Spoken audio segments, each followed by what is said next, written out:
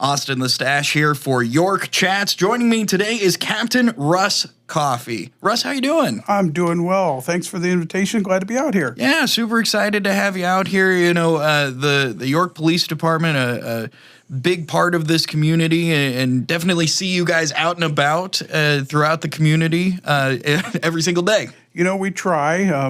Visual presence is important, and interacting with our community is something else that's important to us as well. Absolutely. And so, you know, when it comes to that, one question that comes up in a lot of people's minds, because I kind of asked around the office a little bit about, you know, what are some questions to ask. And I don't know if that's scary or not. It could be. But, you know, there is such as someone from the outside, sure, as a new guy to York, there's such a strange place that York sits in having like York proper and then interstate York is kind of the way that I see it. Absolutely. I can understand that view. How do you know like where to put your efforts? Because I would imagine that, you know, you can't ignore the York proper. Yeah, so I think what you're talking about is the community itself, which are you referring to the interchange, that is part of our community. Absolutely. So there's around 8,000 community members that live here in what you're referring to as York proper. Mm-hmm. For us at the police department, we also have a lot of individuals out at the interchange that are passing through, but they need services as well. And I think that's maybe what you're talking about. Yeah. So with the police department, we do have a challenge with that of having our 8,000 residents that are here in town, and they use those services out there as well, mm-hmm, and then also having people that are coming through using services. I guess another question is, do you guys lean on like state patrol a little bit more out in the interchange, or like do you feel does York Police Department feel responsible for the interchange as well? Well, it is within the city limits, and it is our jurisdiction, and we take pride in trying to take care of the businesses and people out there as well. When we run into challenges that we do need some resources, absolutely, we'll contact the sheriff's department. They're usually and are always eager to help us as well. If it's something that we need further assistance, the State Patrol is there as well. Mm-hmm. They have a huge bucket of resources as well, and they've always been pretty eager to help us out as well. So nice. Yeah. And you know, some that I've noticed a lot more of as I drive around town is that there have been a lot more like speed signs that have the light flash up going how fast, knowing how fast you're going. Absolutely. You know, one part of traffic enforcement, our goal from the police department is voluntary compliance. If nobody violated a traffic law, then that would be great for us, right? Everybody would adhere to the laws. Unfortunately, that just doesn't occur. But one of the focuses of the speed signs is a notification to our motoring people in town just to remind them of the speed and hoping that they would comply or reduce their speeds, or it just serves as a reminder. So at the police department, we purchased 2 of them this year, and we've been putting them at various locations around town where we've identified as a lot of volume of traffic, so we can put that sign and give those notifications and reminders to a lot of people. The sign also has the ability to give us data on flow and speeds of cars, and we can utilize that as well to give us an idea if this street has a problem with speed. Then it gives us an idea that maybe we need to put some of our efforts on there to try to reduce the speeds before we have a collision or some other event that we don't want. Does that make sense? Yeah. And so I guess my next question is, so you start off with the speed sign, and if you notice that there is excess speeding, then is the next step placing an officer there, you know, a speed trap as some would call it, or you know, what is the next step to try and curb those traffic violations in that area? Well, and I'll hesitate to call it a speed trap. I know what you refer to all the time, but I'll hesitate to call it that. Sure. Well, we'll refer to it as selective enforcement, is we will put resources there to try to get those speeds down before something happens. Mm-hmm. So yes, when we get data from those signs that come in, they indicate that there's a lot of violations through speed. That tells us it's time to put some of our resources there and try to get that early before there is a major collision, or we hate to even talk about it, a fatality or something worse happens like that. Sure. It's all in the name of safety. And it is. And, you That's know, what we're trying to do. In a community like York, is it pretty apparent where those traffic incidences could occur, or is it often surprising when you get stuff back from this? So it is often surprising. Sometimes your first thought would be high volume, but high volume doesn't necessarily equate to violations or traffic infractions. We may have a street in town, some of our high volume streets in town are Delaware and Maine. Early on, the times we're seeing is most of those people navigating up and down those streets, there's not a high percentage of violations that are going on there. Really? Which is great news for us. Yeah, absolutely. So we're getting close to the schools, and that's great news to see that the percentage of cars speeding up there, it's rather low. It's rather low. I didn't anticipate that, but that's what that information gives back to us. It's good to know that. It's always a positive seeing people take responsibility, especially being so close to the schools and all that sort of stuff. And so, speed is just one piece of traffic enforcement. Sure. And so, what are some of the other parts of traffic enforcement that is a focus for you guys? Well, obviously all of it, but right. One simple thing could be like stop sign violations, people not coming to a stop, failure to yields, traffic light violations downtown.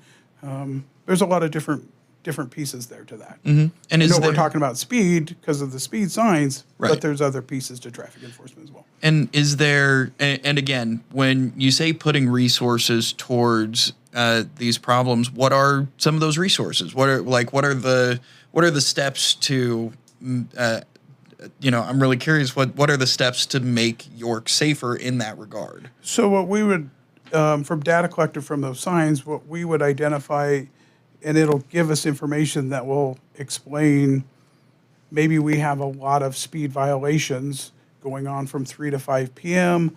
at this location.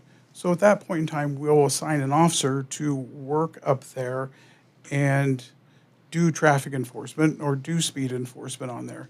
And that may be simply just doing traffic stops, being seen, and also just reminding people through our traffic stop contacts. It doesn't always equate to a citation or a warning. It may be just as a reminder. So if you go through there and you get stopped, you may just be contacted by the officer and you may be told, hey, as a reminder, this is a 30-mile-an-hour zone. You were speeding. Please just slow down. We don't want anyone hurt or injured. Yeah, and it's, a lot of people, I know my wife is one of them. My wife is one of the most anxious people in the world. And the moment she sees the lights go, she's like, oh no, what have I done? What's going on? When it's traffic stops in town, that visual presence serves as a reminder as well. Absolutely. What, when it comes to traffic stops, in a world where social media is so big on putting cameras in the faces of police officers and all this sort of stuff, what is it that the York Police Department kind of has as a standard of like operation for a traffic stop, or if someone is being very, very forward with the camera, I'm recording you. We've all seen those videos on social media. There's errors and there's mishaps that occur in every profession. Within our police department, we take pride that we are professional and we do our work, whether we're being recorded or not. So is it a little unnerving? Maybe it's a little different and something that they not accustomed to seeing every time on a traffic stop, but they do those traffic stops the same, whether they're being recorded or not. And the other piece to that, they're recording themselves through a body-worn camera. So those standards are held whether someone's holding that camera in their face or whether they're not. We continue to take pride in our work, then we shouldn't have to worry about that. Absolutely. Very cool. Okay, before I get way off topic, I know that there's also a new program that you guys are implementing at the schools, an SRO program. Tell me a little bit about that. So, school-based law enforcement programs begin back in the 50s on a national level. And that was kind of coming based upon juvenile crime increasing, the high profile, we hate to even talk about it, school shootings and things like that. When they kicked off in the 90s, but they have been going on for years, there was federal funding. School-based law enforcement programs began, and they kept going. That was something that we identified that it was a goal we'd like to accomplish within our community as well.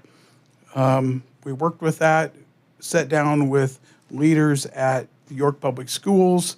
The superintendent and I had multiple conversations on what it would benefit, how it would help our kids, how it would help our youth, and we reached a point to where we'll be getting that. We have an SRO program that we'll be getting actually this week when school starts Wednesday? I believe Wednesday. Yeah, I believe it's Wednesday. So what that is when we put that out, we had multiple people within our department that were interested in being a school resource officer and working with our kids up there. And again, we had multiple qualified people, which made it kind of difficult, but ultimately a decision was made that Riley Friesen would be the SRO for the police department assigned up to the school. So some of his goals, they kind of are focused around building relationships with our kids and also trying to teach them and parents some of the hazards and some of the challenges that these kids are going through. Classic example may be substance abuse. Vaping is something that the schools continue to see being introduced to our kids at a younger age. And so that's something that we maybe can have a positive influence on reducing that or helping these kids out with that education piece as well. And with an SRO, I guess now that I think about it, I haven't. Now that I think about it, so there's York High, and then there's York Elementary and York Middle School. They're all three separate buildings, right? Those are 3 public schools in town. Absolutely. Clearly, I am new to I am new to York because I was like, I know York High is its own building, but elementary, middle school. Is there an SRO just for all 3 buildings, or is there one in each building? What does that look like? So what there is, this is year 1. There is one SRO, again, which is Officer Riley Friesen. He's going to be busy, or we anticipate he's going to be busy because he's responsible for those 3 schools. Mm-hmm. There'll be one SRO that will move between the elementary, middle, and the high school. Gotcha. Okay. And as a resource officer, what is his? Obviously, he's there to support the staff and whatever whatever they need. But what are some of his, I guess, secondary goals with being present? So with that, there's obviously the security piece. We want to have and do our best to have a high level of security in our schools. We want our kids to have the safest learning environment possible. I think everybody would agree that that's probably important, that our kids are safe. And this is one layer that we hope to increase with that.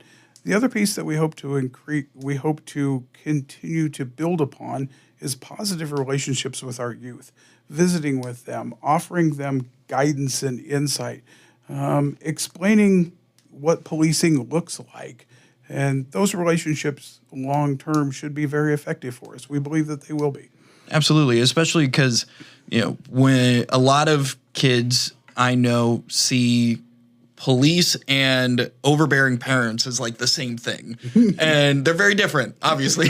Right. And so to have that kind of relationship building process, super beneficial. We're excited about it. We think it'll be very positive to this community as well. Very good. We're excited for what it will do and how we can help our youth as well. Fantastic. Well, Captain Russ Coffey, thanks so much for stopping in today. Oh, glad to talk. We could probably go on for hours, but we probably better not. I'm sure we could. Now, I will want to know the top 10 crimes reported on in York Off air. We'll do that. I'll get back to you on that one, right? Well, that's the next blog post is top 10 crimes in York. All right. Take care. Thank you. Thank you so much.